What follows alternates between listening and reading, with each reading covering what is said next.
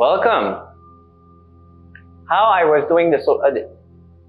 You need to know that it was a whole evolution for me. At the beginning, when I started scanning chakras, I was scanning if they were underactive, hyperactive, or balanced. That's it. After a few months, it just came to me as a download. What if I scan each chakra on the map of consciousness? And I started seeing chakras moving. Like maybe a balanced chakra was at 200, but it was not following the baseline that someone was at 250. So I could see a weakness there. So it was giving me deeper information. Later on, I started scanning the feminine and masculine of each chakra on the map of consciousness. So once you start scanning yourself, if you're not that attuned with muscle testing, you can start with the basic, and that's going to be good enough for now. With the pendulum, you ask, is my heart chakra balanced? Yes or no? Is it underactive? Yes or no? Is it hyperactive? Yes or no? What is the main chakra that I need to work on right now? Is it the root? Yes or no? Is it the sacral? Yes or no? This is very basic reading that can give enough information for someone that is beginning. But if you want to go deeper and get more data, be more precise, then slowly we need to start mastering muscle testing. To master muscle testing, as I said before, it's all about being connected with the heart center. So each time I do reading, I need to feel, am I open in the heart? Over time, you'll just know. But maybe at the beginning, you need to double check. Is my heart is open right now? Yes or no? What is the vibration of my heart? And I see the pendulum spinning, right? What is the vibration of my third eye? And also I need to double check. Is my physical body over 200? Even 220? I realize that it's needed. So those are the things that you need to be aware when you start. And you need to be patient. It's a practice. It's like anything else. If you start doing a sport, you're not going to be good at it right away, right? It takes time. It took me months. And I was doing the emotional code on my own for almost 5 years, practicing muscle testing. And then I did a year and a half of doing readings, more than 400 paid readings. I did also hundreds of readings, scanning famous people just for my own research, exploration. So when I was scanning clients, I was only using a photo as an intention. By just seeing them, I asked in my mind, in the quantum field, to connect with them. That's it. At the beginning, that might be hard for some people. In Reiki, they teach to visualize that you're like a rocket ship, and then you move your energy in the atmosphere, right? Exploding the atmosphere and coming back down to the location of the person. So if I'm here in Morocco, and then I am scanning someone in New York, well, I see myself going over the ocean, going down to New York. And then I visualize this person in my mind with their photo. That's another way to connect. Again, I don't advise you to start doing readings of others right away. You should master doing readings on yourself for a few months first. Because once we start scanning others, we start being triggered what we scan on others. Because everything is a mirror, right? So we're going to attract clients that are having traumas, trap emotions that we are working on. So if each time I scan a client, I get triggered and then I close because I didn't know I had this trap emotion inside, well, I get drained all the time. And when I'm scanning negative emotion, right, those negative emotions are below 200, so I'm scanning negativity, so it affects my energy field. It's very, very draining to scan other people. Like me, if I would scan someone for 25 minutes, 30 minutes, I would be totally drained. My third eye energy would move down to 200, sometimes below. My heart, it would be a bit weakened also, and I would need to take a break. So for now, just scanning yourself, I always start with the heart center, because it's the heart that expands the energy field. It's the heart that allows us to know where we are on the map of consciousness, because each level of consciousness, it's a layer of the heart. So I start with the heart. Is my heart chakra open? Yes. Okay. Is it over 200? Yes. Over 250? No. Is it below 250? Yes. Is it at 240? Okay. 240.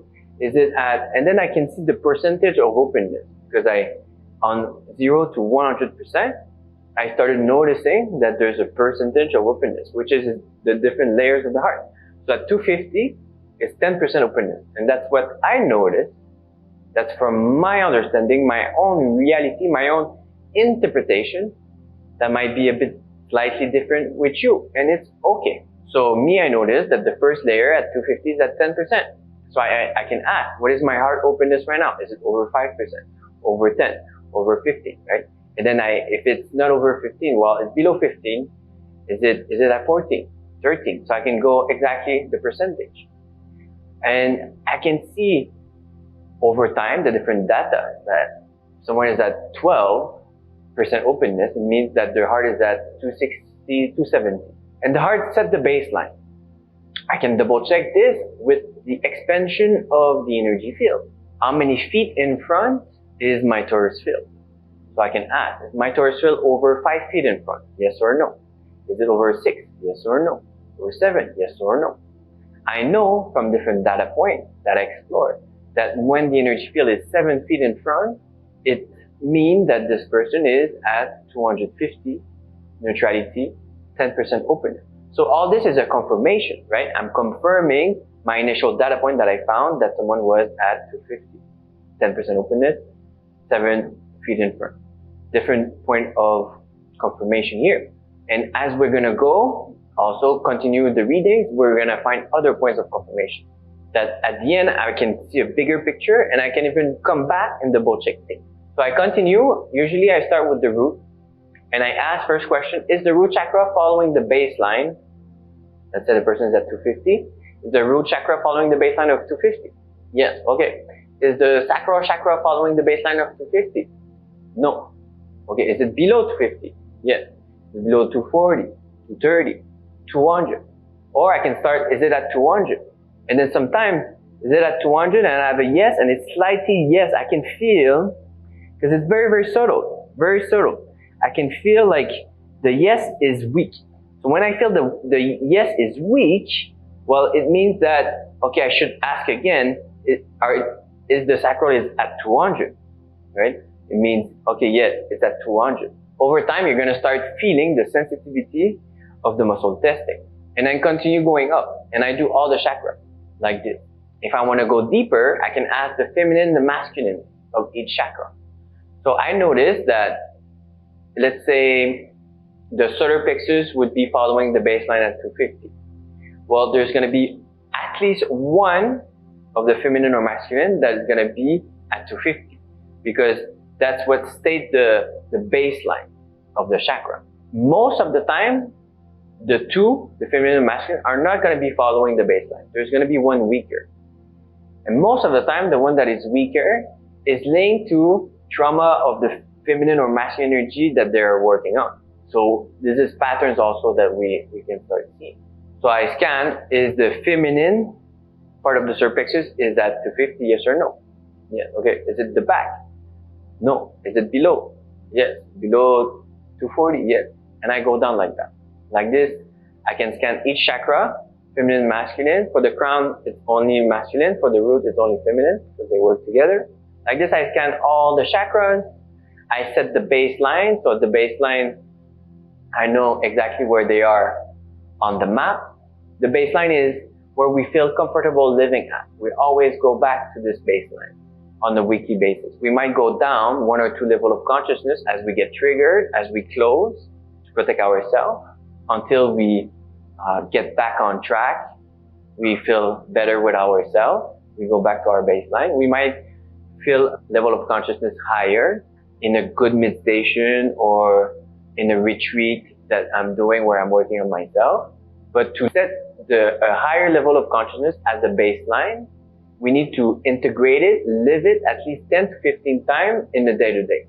So my best advice for this is, the moment that you feel good with yourself, you did some release, you did a nice meditation, you feel your heart expanded, go right away outside, go walk in the street, and feel this new reality.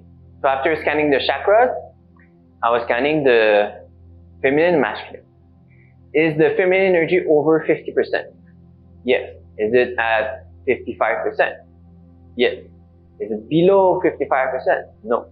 Is it dominant? Yes. It's a confirmation, because I know from the patterns that when it's 55%, it's dominant. And the other is at 45%, it's submissive. And I know from the pattern that it's 55-45 because the person is at the end of courage, beginning of neutrality. It can be sometimes 54-46 when people are at this level at 250. And as we go up on the map towards acceptance, slowly they start merging. At willingness, I see the patterns usually at 47-53. At the beginning of acceptance, maybe 48-52, and towards the end, 50-50. And it's not for everyone. It's not like, nothing is absolute in the universe. Always keep this in mind. I saw some people at reason consciousness where they're still having like 51-49. They're still having some little like hidden things that they need to fix in one energy. But when they merge, well, the Kundalini is having a clear channel to move freely. That the two energy can start dancing between each chakra. When there's one dominant, one submissive, both are immature in their own aspect. Dominant might be more controlling, more like almost like the ego. It wants to be seen. It's always up front. And the submissive is always in the back, hidden, a bit shy, passive. And over time, those energy, they start trapping emotion from each other. This is a very nice reading if you want to go deeper. What is the trap emotion that my feminine felt from my masculine? What are the trap emotions that my masculine felt from my feminine, right? And then we start clearing that inner romantic relationship. Usually, like the energy that the person needs to work right now, it's going to show up in the reading. If the person needs to work more on their masculine, I'm going to see the back of the chakras maybe a bit weaker. I'm going to see when I'm going to start scanning the emotion, like emotion linked to that. It doesn't mean that they needed to work on their feminine. It just means that the universe right now wants them to assess this. It's like a onion ring. We're peeling layers per layers, and slowly we're going to the core where it's the deepest trauma. The healing journey is like that. So doing one reading right now is just a layer of your onion ring. That's what the universe wants you to assess right now. It's like the universe has a plan for you, giving you those messages, those downloads, because it knows the bigger picture. And what is the universe? It's your spirit team, your higher self, God, everything combined. Because everything is one in the quantum field. So after scanning the feminine and masculine, I was scanning the emotion, chakra per chakra, always starting with the heart. So what are the main trap emotions that this person needs to release in the heart center? Is it column A row 1, 2, 3? Okay. Most of the heart chakra emotions are in the row 1, right? But I've been seeing a lot that there's emotion from lower chakra that are having a domino effect in the heart. So when you start reading emotion of the heart, you might start seeing emotion from all type of organ or type of energy centers. And they're going to come back. Like if you find bitterness in the heart, and then you ask what are the emotions I need to release in the solar plexus, and it's going to come back again. Because bitterness is an emotion of the liver. So what are the main trap emotion? Let's say I found the love unreceived in the heart. Is it linked to mom? Is it linked to dad? Yes. Okay. Is it below 5 years old? Over 5 years old? And when I was seeing around 5 years old, usually it's a pattern that the child was empathic to, and it started living over and over again. It's not like specifically an event that happened, like a thought process. It's a feeling that was recurrent. And when I scan an emotion that is outside of being at 5 years old, usually it's like a specific event that happened. And you can feel it in your heart, and you can double check. Was this a specific event that happened, like a traumatic event, yes or no? You can ask, is this emotion was trapped through being empathic to this parent, yes or no? Or was this an emotion lived by the child, felt towards this parent, yes or no?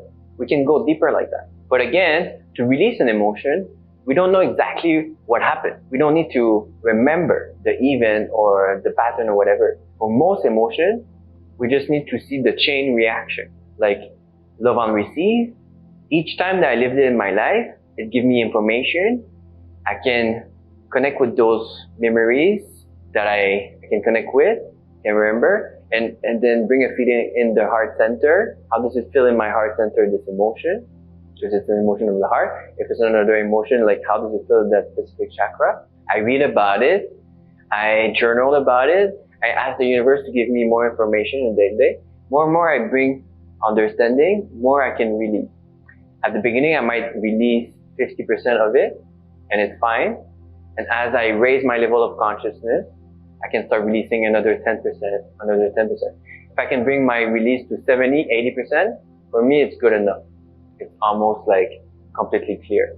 So after scanning the emotion of the heart, I would focus directly on the weakest chakra. So if the weakest chakra for the person is sacral, I would ask, what are the trapped emotions in sacral? Like this, I have the main emotion, maybe 10 emotions that they need to work on.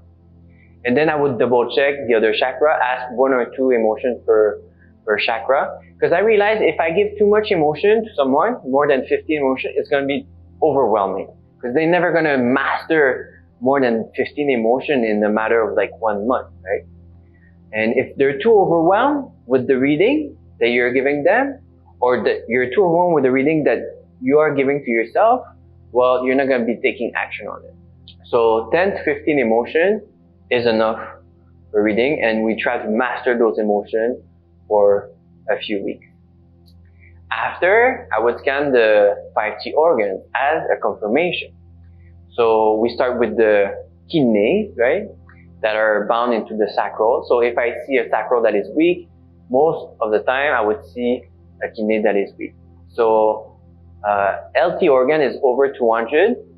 A good organ is at 210. A perfect one is at 220. That's the maximum.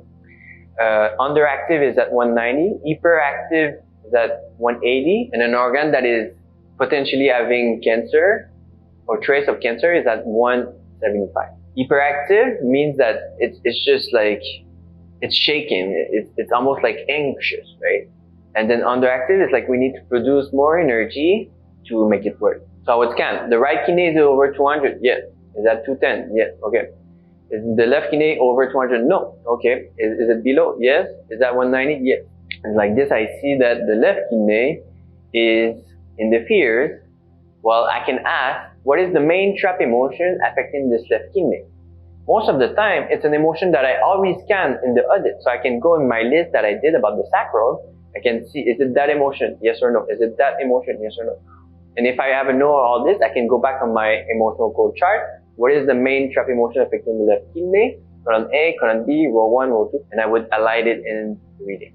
And if it's the left kidney, it means that it's wound linked to the feminine, linked to the mother. So I would start also seeing those patterns, right? The main emotion that would come up in the reading would be linked to the mother.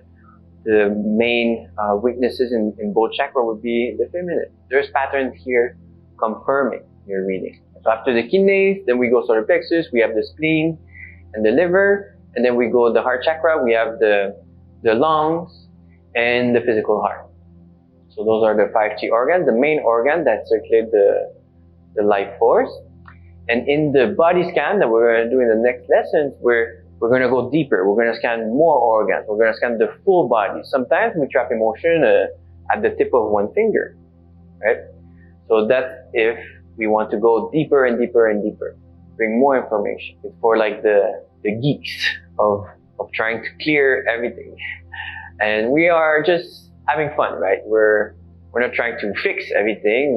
We cannot really be perfect all the time. Even though we release emotion in an organ and one day it's at 200, 210, well, maybe one month later it's gonna go back because we're always trapping emotion, right?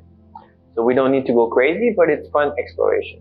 After scanning the organs, I will scan which archetype they need to work on.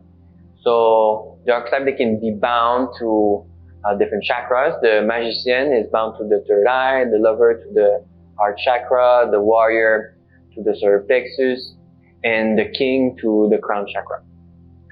And so I could see patterns like that too. If someone would need to work on their heart, well, the lover would come in. If someone needs to work on their masculine energy, their wound linked to their father, well, the king would show up. Things like that. And then the last thing I would scan is where they are on the scale of soul of Michael Newton. So I would take the photo of the scale and looking at all the colors of different possibilities of the soul, and then the 6 levels. So I would start with level 3. Is the soul level of this person is over level 3? Yes or no? Is it over level 4? No. Is it at level 4? Yes. Okay. And then I would go directly at the middle of level 4. It's the bright green. Is it the bright green that I see right now? Right? Yes or no? Is it over the bright green? Yes. Okay. Is it? And then next one. Is it this one? Is it over? So like this, we can find precisely which one is it. And I would go on the image of the scale and then just make a mark, edit the photo with a red mark on the exact color of the soul. So in the PDF of this lesson, I'm going to leave you with a few examples of past reading without giving the name of those people. And you can explore people at different consciousness, different patterns. And I'm going to leave you also exactly how I would send them with all those links, just that you can see how was my framework. That's it. Explore, have fun, enjoy.